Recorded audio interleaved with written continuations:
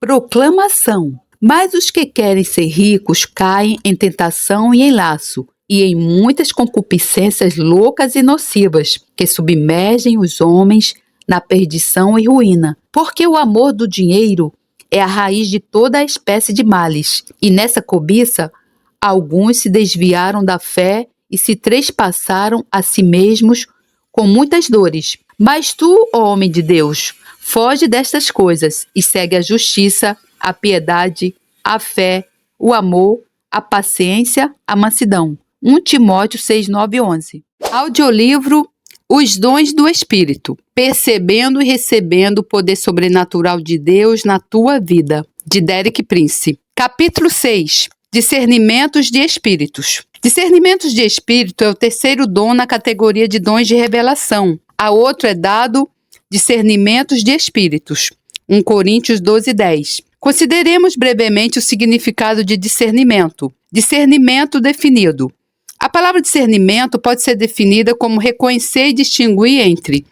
Enquanto o conhecimento, a ciência, é a transmissão de um fato. O discernimento é uma forma de percepção direta. O resultado pode ser o mesmo, mas o meio pelo qual acontece é diferente. O discernimento pode vir de maneiras diferentes. Por vezes poderá vir como uma visão onde você vê algo que não está lá na realidade. Vejamos dois exemplos muito claros disto nas Escrituras. Primeiro, João Batista viu o Espírito Santo descendo sobre Jesus como uma pomba. Outras pessoas que lá estavam aparentemente não viram o mesmo, mas a João foi dado discernimento espiritual. Vê João 1, 32 a 34. Segundo no livro de Revelação, o Apocalipse, foi dado ao apóstolo João a visão de 3 espíritos impuros, como rãs a sair da boca do dragão, a besta e o falso profeta. Vê Revelação 16, 13 a 14. Tenho conhecido muitas pessoas que têm visto espíritos malignos sob a forma de animais, tal como raposas, ratos, morcegos, cobras e rãs. Isto não quer dizer que o próprio animal é o espírito maligno, mas é assim que ele é revelado. Estes são exemplos de pessoas a terem visões claras do que não está lá na realidade. No entanto, penso que o discernimento não é normalmente dado aos crentes através desse tipo de visões. Geralmente vem na forma de uma visão do que lá está na realidade, mas vendo com a compreensão do Espírito Santo. É assim que experimento o dom do discernimento na maioria das vezes. Vejo as pessoas como elas são no exterior, mas de alguma forma também vejo algo significativo acerca delas. Por exemplo, um bom amigo meu, uma pessoa maravilhosa, veio ter comigo para pedir ajuda porque era um fumador compulsivo. Ele tomou aversão e queria ver-se livre do fumo, mas não conseguia, era escravo do tabaco. Experimentei tudo o que sabia para o ajudar e abordei o problema de todos os ângulos possíveis. Mas a minha ajuda não subsistia. Ele livrava-se do vício durante 2 semanas e depois voltava ao mesmo. Um dia ligou-me e disse: "Vou apanhar um avião até aí." Ele ia atravessar metade do país e eu pensei que era melhor arranjar uma resposta. Não sabia mais o que fazer e disse-lhe: "Vamos sair e conversar." Fomos até um restaurante e sentamos-nos. Começou a contar-me acerca da sua adolescência e outras coisas que eu não conhecia a seu respeito. Tinha se cansado da religião da sua mãe e fugiu de casa. Enquanto me contava isto, algo dentro dele olhou para mim e disse: "Consegues ver-me?" E vi algo que nunca tinha visto antes, porque no mundo natural ele era um homem bem comportado, gentil, cortês. No entanto, um pequeno demônio de rebelião tinha estado ali desde a sua adolescência. Nessa noite expulsamos esse demônio e o problema do fumo ficou resolvido. O fumar era apenas um ramo no tronco, mas o tronco era a rebelião. Assim sendo, há uma forma de ver as pessoas que não é uma visão e, no entanto, nos permite ver o que é importante para um problema ou situação. O discernimento é muito útil. Por vezes também é um pouco assustador e, ocasionalmente, é quase embaraçoso sabermos o que desejaríamos não saber. Temos de estar preparados para isto. Cultivando o discernimento. Hebreus 5,14 contém um fato muito importante acerca do discernimento que também é verdade, em alguns aspectos em relação a todos os dons. Mas o alimento sólido é para os adultos, para aqueles que pela prática têm as faculdades exercitadas para discernir tanto o bem como o mal. Muitos poucos de nós começam a operar nos dons de forma perfeita logo na primeira vez. Contudo, podemos praticar e chegar à perfeição no nosso entendimento e operações dos mesmos. Algumas pessoas são tão perfeccionistas que não farão nada a menos que saibam que o conseguem fazer bem na primeira vez. Esse é o problema de muitas pessoas no que diz respeito ao exercício dos dons do Espírito. Elas pensam que se não conseguem profetizar como Isaías, então o mais certo é não profetizarem nada. Isto é um absurdo. Quem sabe como Isaías começou? O discernimento em particular pode ser cultivado. Hebreus 5,14 fala sobre a necessidade de exercermos os nossos sentidos para discernir o bem e o mal. Continuarmos a nossa jornada cristã sempre a cair em toda a espécie de armadilhas que Satanás possa pôr no nosso caminho não é para a glória de Deus, nem o é não sermos capazes de discernir entre a pessoa sincera e a hipócrita. Muitos de nós falham perante Deus por não exercerem o discernimento que Ele nos providenciou. O significado de discernimentos de espíritos. Consideremos algumas definições em relação ao dom de discernimentos de espíritos. Em primeiro lugar, este dom não se refere somente a discernir espíritos malignos. Na vida cristã, encontramos várias classes de espíritos. O Espírito Santo, que é o Espírito de Deus, anjos bons, anjos caídos, rebeldes, demônios ou espíritos malignos, espíritos humanos. Todo ser humano tem o seu próprio espírito. Segundo, tal como mencionei previamente, a palavra discernimento está no plural. Eu acredito que isso significa que cada discernimento é uma operação do dom. Semelhantemente, com dons de curar e operações de milagres, cada cura ou milagre é uma operação do dom. Terceiro, o dom de discernimentos de espírito é novamente operado sob o controle de Deus. Não podemos usar a nossa vontade. Numa convenção em Fort Lauderdale, uma senhora usando óculos muito escuros aproximou-se de mim no fim de uma reunião. Ela parou mesmo à minha frente e eu questionei-me sobre o que iria acontecer a seguir. Ela tirou rapidamente os óculos e disse: "Irmão Prince, você tem discernimento. Olhe nos meus olhos e veja se eu tenho um demônio." Eu disse: Irmã, não é assim que as coisas funcionam. Eu não posso ligar ou desligar o dom à minha vontade. Mas se eu estiver a ministrar e precisar desse conhecimento, então Deus o dará." Ela pensava que era tipo um raio-x. Não é assim. Não está debaixo do controle da vontade humana. Apesar de termos de estar abertos a ele, ou ele não virá. Manifestações de discernimentos de espíritos nas Escrituras. Consideremos agora alguns exemplos do dom de discernimentos de espíritos no Novo Testamento, de acordo com as diferentes categorias de espíritos que referi anteriormente.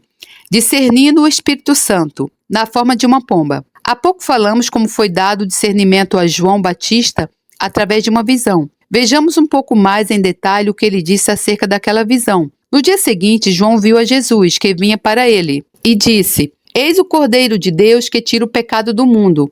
Eu mesmo não o conhecia, mas para que ele fosse manifestado a Israel, vim por isso batizando com água."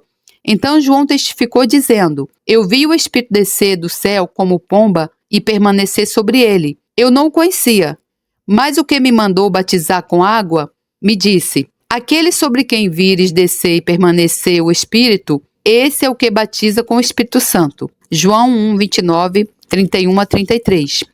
Mais uma vez, penso que é claro, a partir das palavras de João Batista, que somente ele vê o Espírito Santo descer como uma pomba. O resto das pessoas não teve essa visão.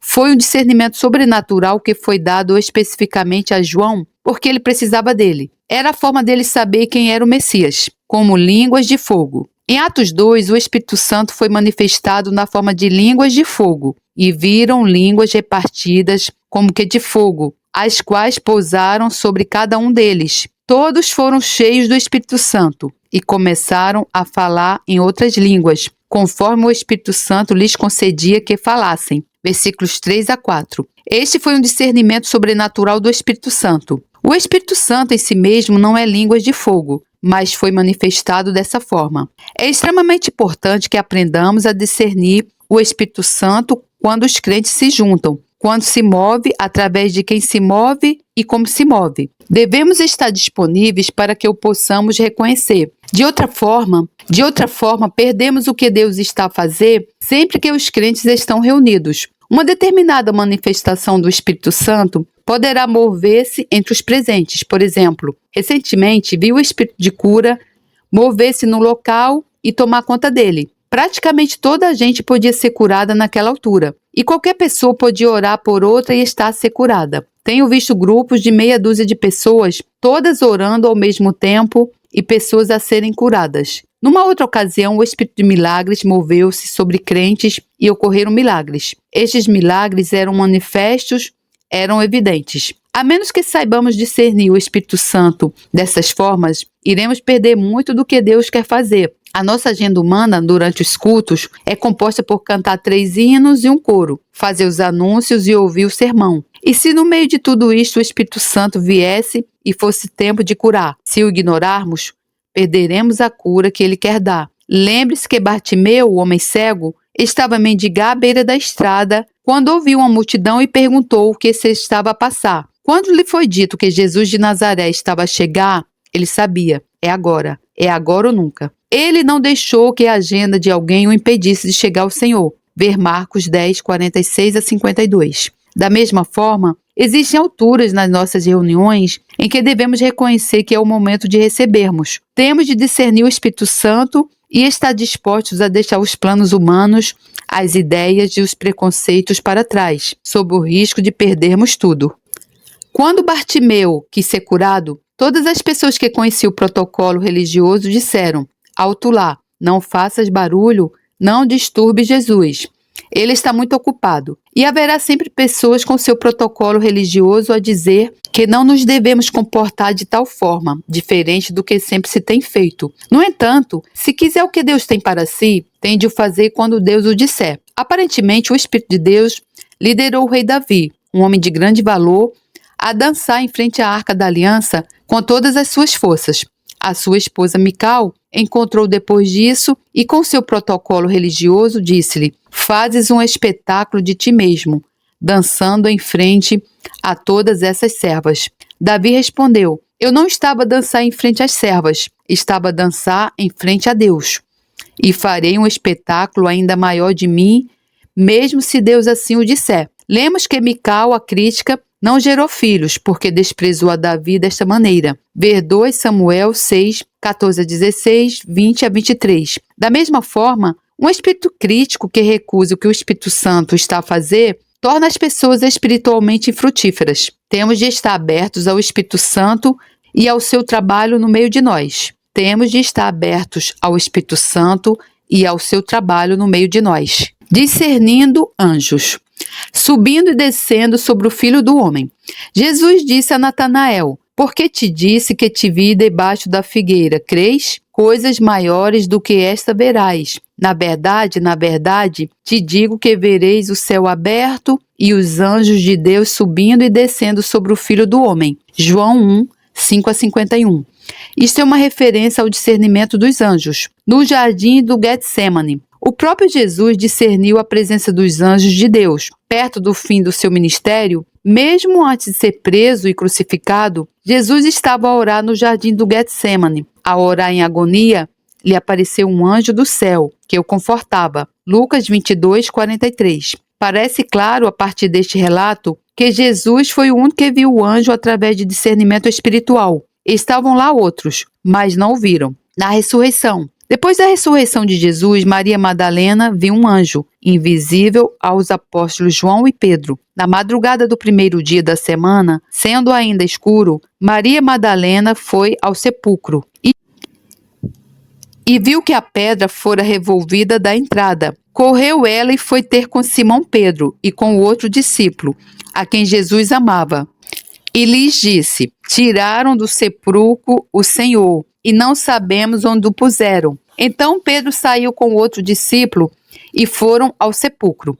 Os dois correram juntos, mas o outro discípulo correu mais depressa do que Pedro e chegou primeiro ao sepulcro. Abaixando-se, viu no chão os lençóis de linho, mas não entrou. Chegou Simão Pedro, que o seguia, entrou no sepulcro e viu no chão os lençóis e o lenço que cobrira a cabeça de Jesus. O lenço não estava com os lençóis, mas enrolado no lugar à parte. Finalmente entrou também o outro discípulo, que chegara primeiro ao sepulcro e viu e creu. Ainda não haviam compreendido que, conforme a Escritura, era necessário que ele ressurgisse dentre os mortos. Então, os discípulos voltaram para casa, mas Maria ficou chorando fora, junto à entrada do sepulcro. Enquanto chorava, abaixou-se para olhar para dentro do sepulcro e viu 2 anjos vestidos de branco, assentados onde estivera o corpo de Jesus, um à cabeceira e outro aos pés. João 20, 1-12. Tudo o que Pedro e João viram foi os lençóis de linho e o lenço. Depois voltaram para casa. Eles não viram os anjos. Somente Maria os viu. Ela viu-os através de discernimento espiritual. No lar de crianças onde a minha esposa Lídia trabalhou em Israel, houve alturas em que as crianças mais pequenas tiveram consciência da presença de um anjo que era invisível aos mais velhos. Certa vez o menino estava muito doente e a minha esposa estava a tentar fazê-lo recuperar. Um dia ela estava sentada com ele na cozinha e uma das meninas levantou a sua cabeça e disse: "Mama, eu vi um anjo." E ele veio e levou o Josepe. No dia seguinte, o Josepe faleceu. Deus havia mostrado àquela menina que viria buscar o menino doente para estar com ele, numa arriscada viagem no mar. No livro de Atos, lemos como Paulo foi transportado como um prisioneiro num navio que estava violentamente agitado. Atos 27:18. Quase a naufragar na ilha de Malta. Paulo ergueu-se no meio da tempestade e disse ao resto das pessoas a bordo: "Mas agora vos ademoesto a que tenhais bom ânimo, porque não se perderá a vida de nenhum de nós, mas somente o navio." Essa mesma noite, o anjo de Deus, de quem eu sou e a quem sirvo, esteve comigo, dizendo: "Paulo, não temas. Importa que sejas apresentado a César, e Deus te deu todos os que navegam contigo. Portanto, senhores, tende bom ânimo, pois creio em Deus que há de acontecer assim como a mim me foi dito. Contudo, é necessário irmos dar numa ilha." Versículos 22-26. A única pessoa que estava ciente do anjo era Paulo, e as suas palavras do anjo foram confirmadas como sendo 100% verdadeiras, discernindo espíritos humanos. Jesus e Natanael. Também existe o discernimento de espíritos humanos. Juntamente com a palavra de conhecimento, já vimos a revelação sobrenatural de Jesus sobre Natanael. No entanto, voltemos a esse incidente como um exemplo do discernimento de espíritos humanos. Em João 1,47, nós lemos: "Quando Jesus viu Natanael aproximar-se, disse a seu respeito: Aqui está um verdadeiro israelita em quem não há nada falso." Jesus discerniu um espírito sincero. Isso não se refere a um espírito além do de Natanael, mas ao seu próprio espírito humano. Jesus e os corações dos homens. Repare no que as Escrituras dizem sobre Jesus no 2º capítulo de João. Estando ele em Jerusalém, durante a festa da Páscoa, muitos viram os sinais miraculosos que faziam e creram no seu nome. Mas Jesus não confiava neles, pois a todos conhecia. Ele não necessitava que alguém lhe testificasse a respeito do homem, pois ele sabia o que havia no homem. João 2, 23-25. Jesus não era enganado pelas pessoas. Ele conseguia ver o homem real, invisível, dentro do homem exterior. Os restantes discípulos aceitaram Judas e não faziam qualquer ideia de que seria ele atrair Jesus. Jesus viu e sabia-o desde o princípio, e contudo fê-lo seu apóstolo, porque ele seguia os propósitos de seu Pai. Vê João 6,64. Pedro e Simão, o mágico. Em Atos 8, Pedro exercitou o dom do discernimento ao lidar com Simão, o mágico. Há muito que Simão dominava a cidade de Samaria com bruxaria e magia. Quando ele ouviu Filipe pregar o evangelho e viu os sinais e milagres que fazia, foi batizado e tornou-se um discípulo, de certa forma. Então João e Pedro aproximaram-se e oraram pelos convertidos, e eles receberam o Espírito Santo com evidência manifesta de poder, através da imposição das mãos dos apóstolos. Simão, vendo que pela imposição das mãos dos apóstolos era dado o Espírito Santo, ofereceu-lhes dinheiro, dizendo: "Dai-me também a mim esse poder, para que aquele sobre quem eu puser as mãos receba o Espírito Santo." Pedro, porém, lhe disse: "O teu dinheiro seja contigo para a perdição, porque pensaste que o dom de Deus se alcança por dinheiro. Tu não tens parte nem sorte neste ministério, porque o teu coração não é reto diante de Deus. Arrepende-te dessa tua iniquidade e ora a Deus. Talvez te seja perdoado o pensamento do teu coração, pois vejo que estais em fel de amargura e em laço de iniquidade. Atos 8, 18 a 23. Pedro viu através da aparente conformidade de Simão até o interior, a iniquidade e motivos errados do seu coração. Aparentemente, Filipe não tinha visto previamente através de Simão enquanto lá esteve. Uma revelação da natureza interna de Simão foi dada a Pedro. Paulo e a fé do homem aleijado. Em Atos 14, temos um exemplo de Paulo discernindo fé de um homem aleijado. Estava sentado em Listra certo homem aleijado dos pés, coxo desde o ventre de sua mãe, o qual nunca tinha andado. Este ouvia falar a Paulo que, fitando nele os olhos e vendo que tinha fé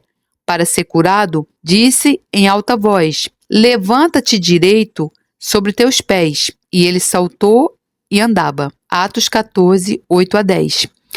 Paulo estava a meio de uma palestra ao que provavelmente seria uma grande congregação, quando olhou para este homem e viu fé nele. Ele parou a meio da sua mensagem e disse: levanta-te direito sobre teus pés. O homem respondeu em fé e começou a andar. Isso não foi um momento em que Paulo discerniu o Espírito Santo ou o trabalho de espíritos malignos, mas o espírito de fé no homem. Em 2 Coríntios 4:13, Paulo falou acerca do espírito de fé.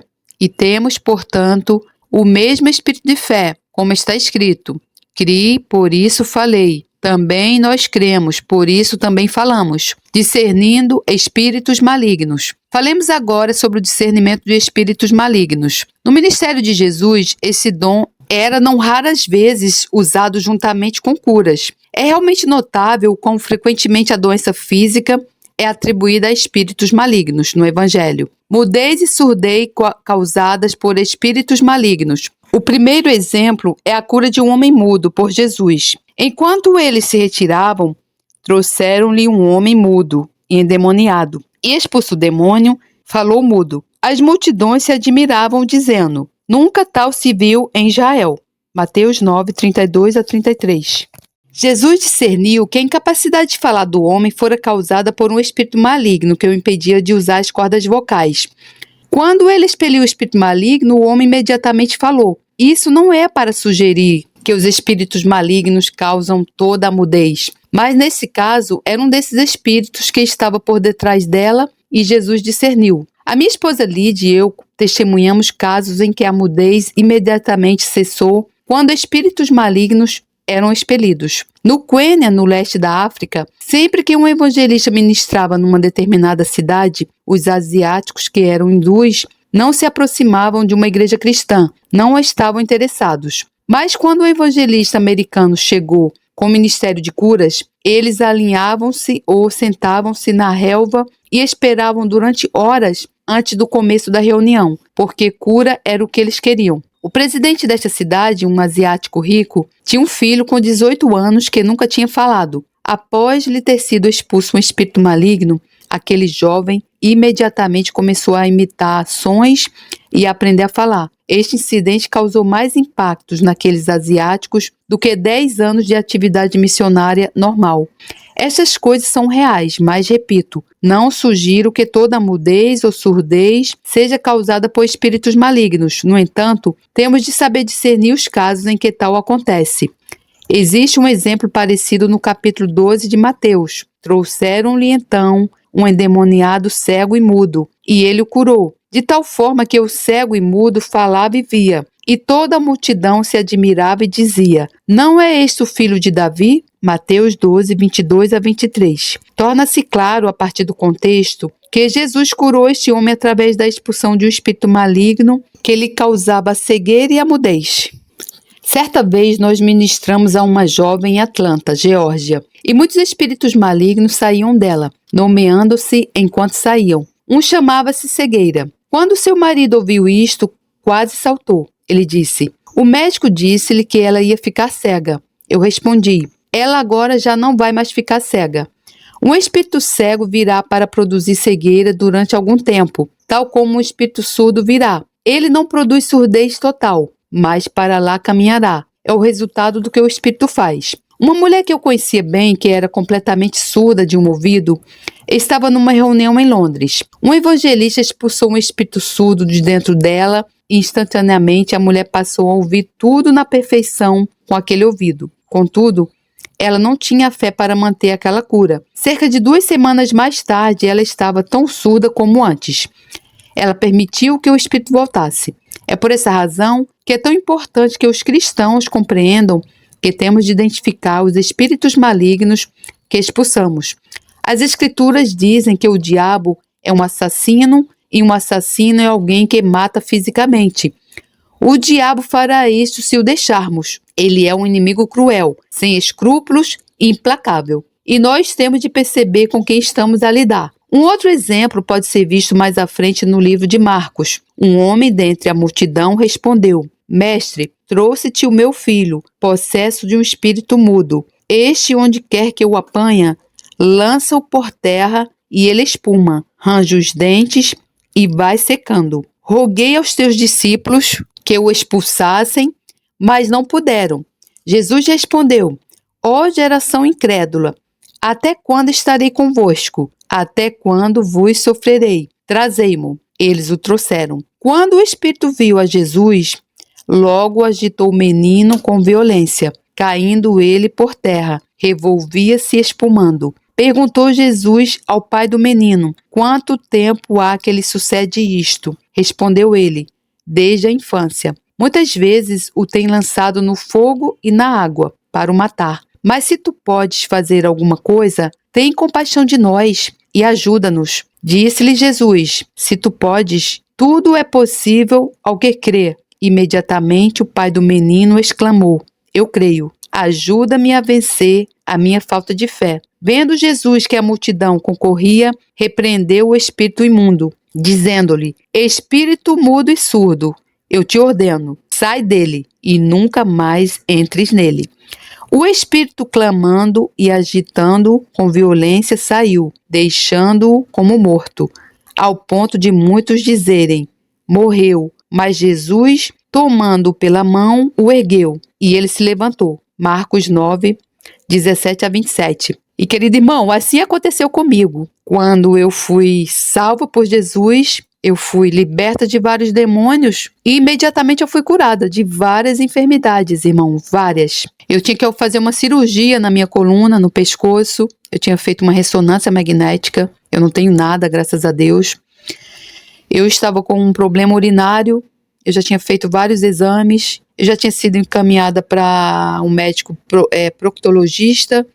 Eu já tinha sido encaminhada para psiquiatra. Eu estava afastada do trabalho por problemas psiquiátricos. Eu estava com problema para dormir. Eu estava com depressão. Eu estava com estresse. E eu estava saindo algumas, como se fosse furúnculos na minha pele. Vários furúnculos, coisas que eu tive quando eu era criança. E eram enfermidades colocadas por demônios. Então você pode perceber que Jesus, o ministério de Jesus de pregar o evangelho, não estava separado do ministério de expulsão de demônios, de curar pessoas. Então hoje nas igrejas eles dizem que pregam o evangelho, mas não querem lidar com demônios, não querem expulsar demônios. Por quê? Porque você, para lidar com demônios, você tem que andar 100% com Deus. Se você não estiver 100% dentro da palavra de Deus, fazendo o que a palavra de Deus ensina, fazendo o que a palavra de Deus manda você fazer, você não pode lidar com o diabo,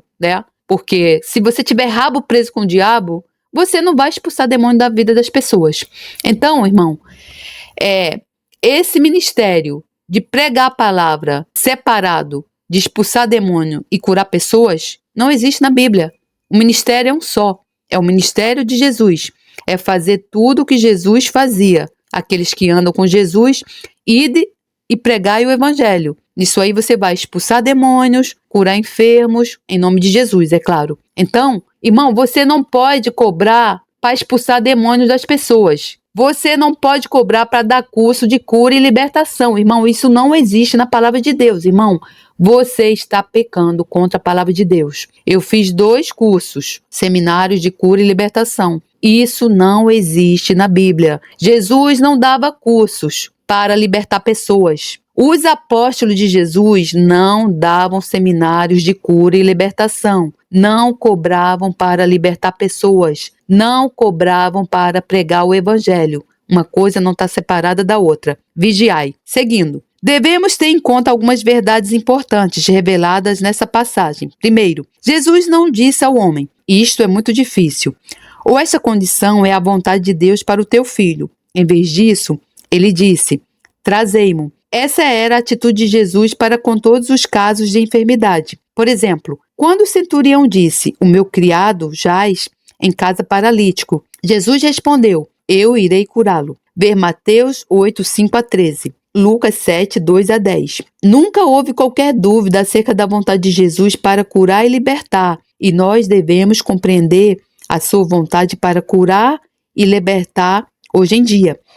A seguir, o pai do menino disse a Jesus que o espírito maligno lança-o por terra e ele espuma, range os dentes e vai secando. A partir dessa descrição, a maioria das pessoas diria que o menino sofria de epilepsia, mas havia algo mais a acontecer que precisava ser discernido. Jesus perguntou ao pai, quanto tempo há que lhe sucede isto? Ele respondeu, desde a infância. Experiências na infância são muitas vezes cruciais para se detectar a origem e entrada de um demônio. O homem disse a Jesus, se tu podes fazer alguma coisa, tem compaixão de nós e ajuda-nos.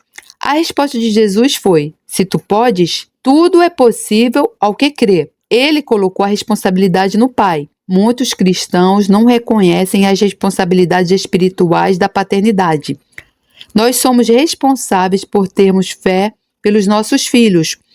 Jesus não disse, se o teu filho conseguir acreditar. Ele disse, se tu conseguires acreditar, o teu filho pode ser curado. Em Mateus 15, havia uma mulher cananeia que tinha uma filha gravemente atormentada por um espírito demoníaco e ela tinha fé pela cura da filha. Jesus disse-lhe, grande é a tua fé. Versículo 28. E a filha ficou curada. Ver Mateus 15, 22-28.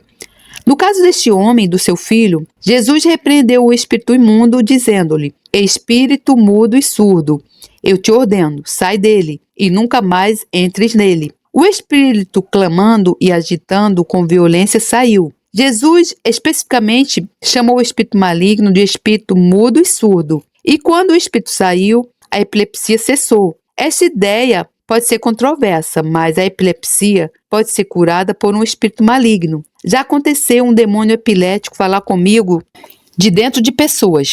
Houve um que me falou com voz de homem de dentro do corpo de uma mulher. Temos de discernir e aprender a lidar com espíritos malignos que causam doenças. Uma condição de invalidez causada por um espírito maligno.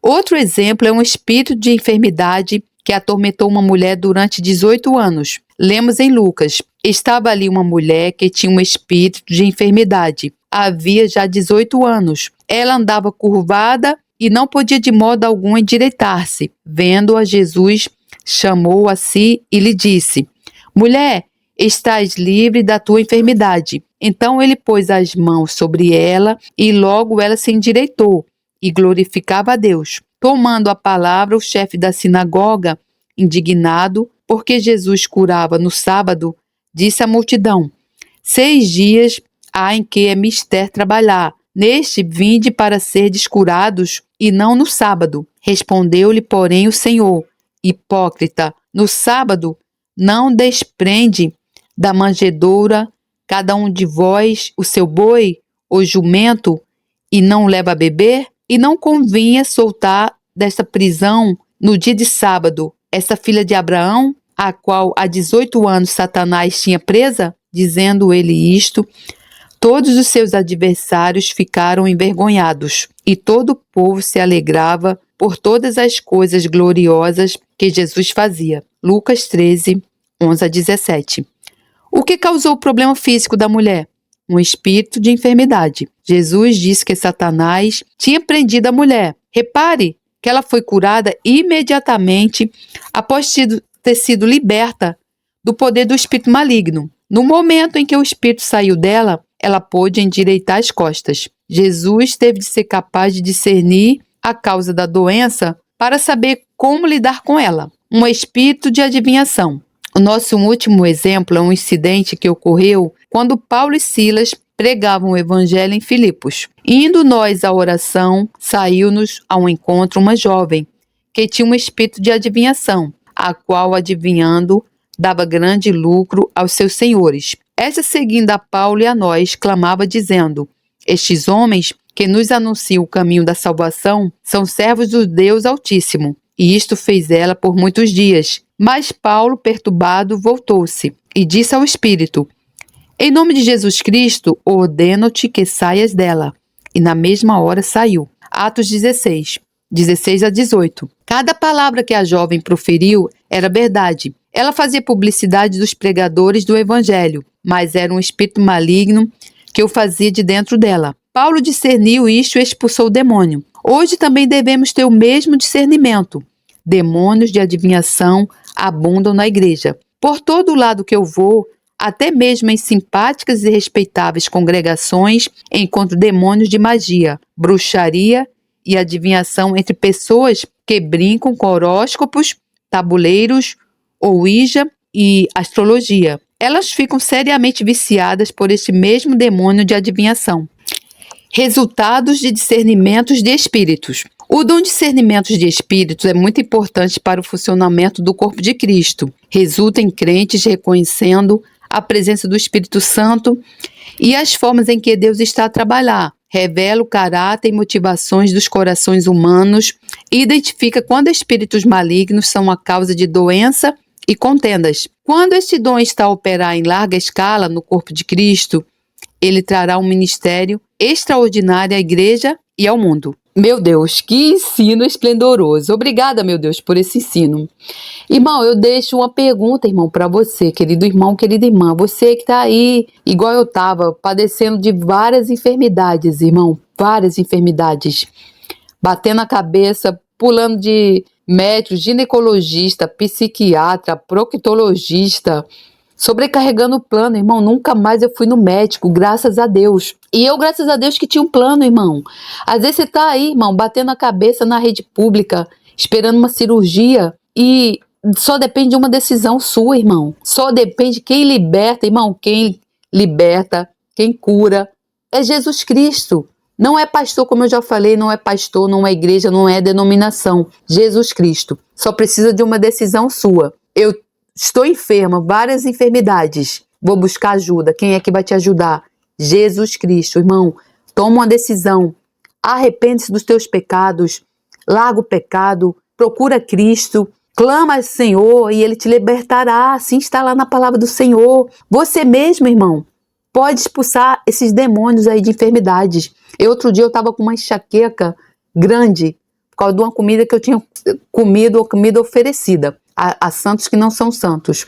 Irmão, eu orei, eu expulsei o demônio em nome do Senhor Jesus e ele saiu, irmão. Irmão, tenha em mente uma coisa. O ministério de Jesus é o mesmo ontem, hoje e sempre. O que Jesus fazia, aqueles que fazem a obra do Senhor, santos e irrepreensíveis, podem fazer ainda maiores. O que Paulo fazia, mesmo Paulo tendo sido alcançado pela graça do Senhor, tendo sido quem foi, Paulo era um matador de cristãos, perseguidor, e Jesus o alcançou. E olha quanta coisa o Paulo fez. Irmão, a mesma coisa que os discípulos do Senhor Jesus fizeram, nós também podemos fazer. Agora, nós temos que fechar as portas, viver com uma vida de retidão com Cristo, uma vida à imagem e semelhança de Jesus Cristo. Eu pergunto a vocês, por que que muitos dos pastores hoje querem pregar a palavra do Senhor, a Bíblia, eles pregam o Evangelho, mas não querem saber de demônios? Dizem que isso não existe mais, que isso foi na época do Novo Testamento, na época que Jesus andou por aqui. Por que é, irmã? Por que é, irmão? Por que, irmão? Vocês respondem essa pergunta de acordo com a palavra de Deus e cheguem à própria conclusão de vocês. Porque é que nem muitos pastores hoje em dia acreditam em doenças e enfermidades colocadas por demônios. Aí eu não estou falando nem da pessoa que está no mundo, porque ela está cega. Eu estou falando de pastores. Há pastores, irmãos, que não acreditam que os demônios possam colocar enfermidades. Eu falo por experiência própria, porque eu cheguei a conversar disso com um pastor e ele me disse que isso aí não existia. Assim como há muitos pastores que dizem que não existem dons espirituais, que isso aí era da igreja do Novo Testamento, que isso aí não existe mais. Há pastores considerados homens de Deus aí, que tem milhares e milhares de seguidores no YouTube, que dizem que os dons espirituais não existem. É mentira, irmão. Não estão de acordo com a palavra de Deus. E Deus vai cobrar isso de cada um. Então, em nome de Jesus, fica aqui o meu relato. Deus te abençoe. E ao nosso Senhor Jesus Cristo, profunda honra e esplendorosa glória ao Rei de todos os tempos, Deus único, imortal, invisível, sempre e sempre. Amém. Glórias a Deus, louvado seja o meu Senhor, que a graça do Senhor Jesus Cristo, o amor de Deus e a comunhão do Santo Espírito estejam com todos vocês. Amém.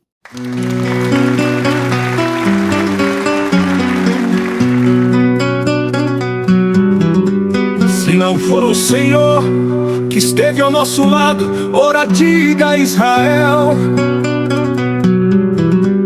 Se não for o Senhor que esteve ao nosso lado, quando os homens se levantaram contra nós, eles então nos teriam engolido vivos, quando a sua ira se acendeu contra nós.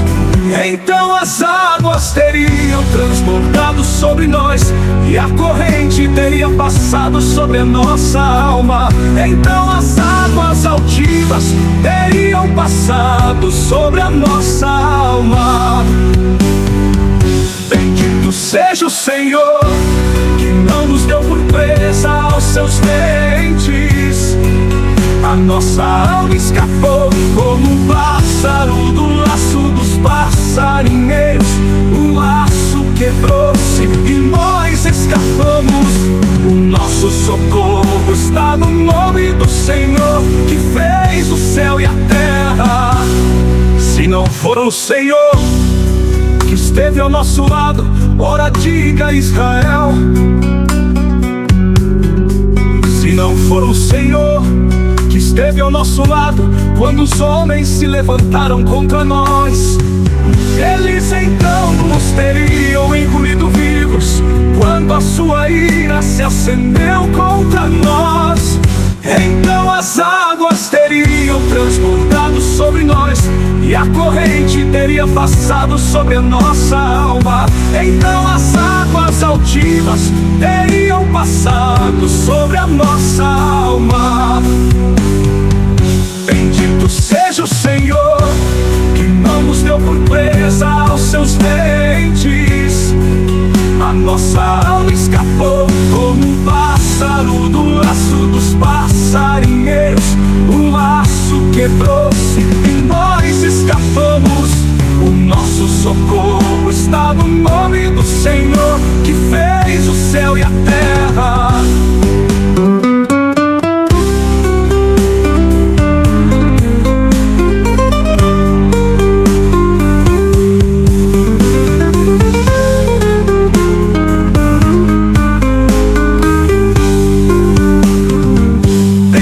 Seja o Senhor, que não nos deu por presa aos seus dentes. A nossa alma escapou como um pássaro do laço dos passarinheiros. O laço quebrou-se e nós escapamos. O nosso socorro está no nome do Senhor, que fez o céu e a terra.